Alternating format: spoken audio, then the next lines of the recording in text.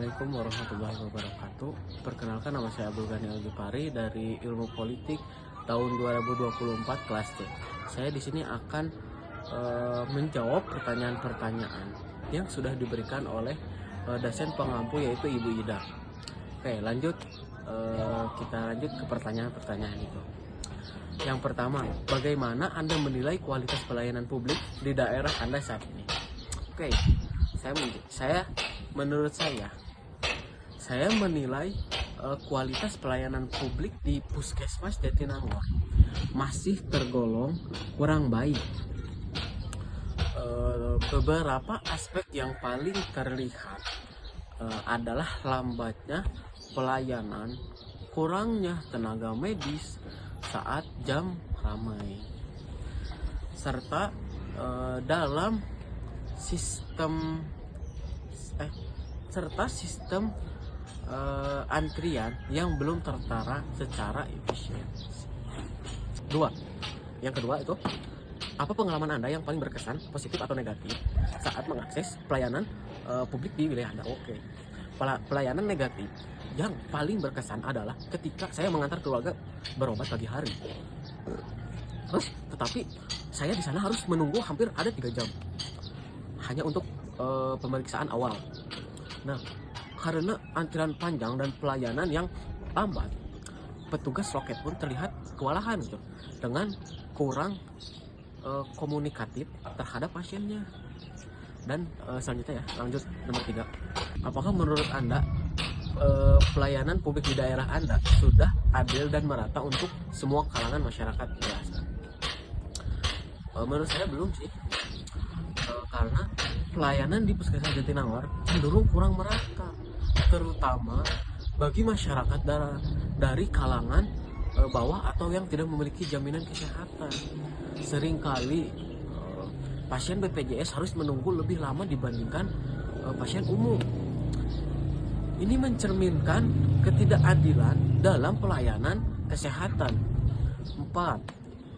Selanjutnya, dari segi kecepatan dan efisiensi, apakah pelayanan publik sudah memadai atau masih lambat dan berbelit-belit?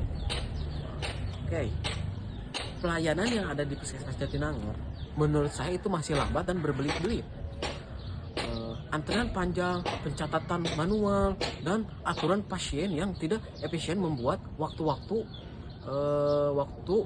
tunggu menjadi sangat lama. Bahkan untuk keperluan yang sederhana seperti mengambil obat bisa memakan waktu hampir 1 jam.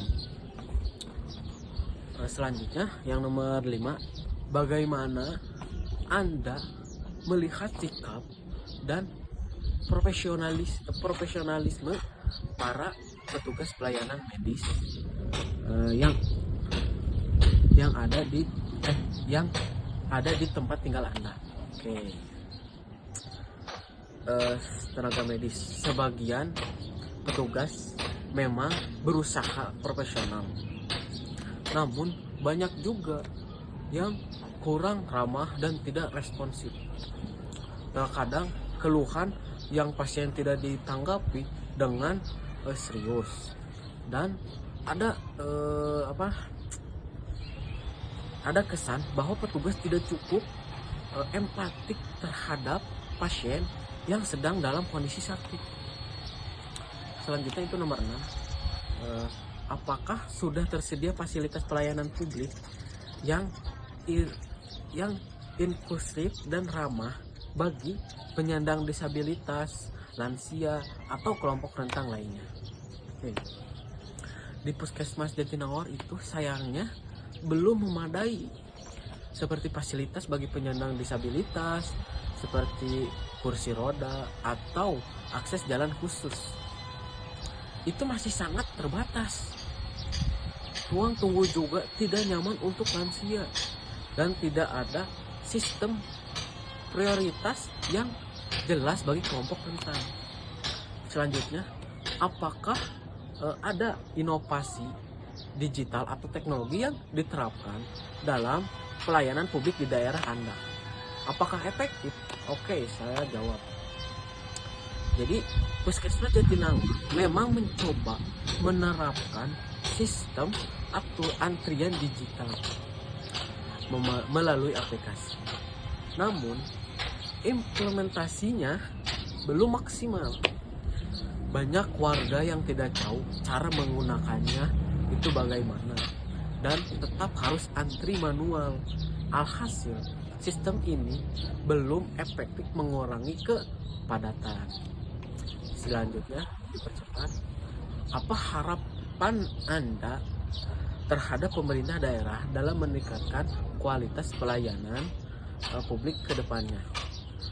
Menurut saya gitu berharap pemerintah daerah lebih serius dalam meningkatkan jumlah tenaga medis, memperbaiki sistem antrian, serta menyediakan fasilitas ramah bagi semua kalangan.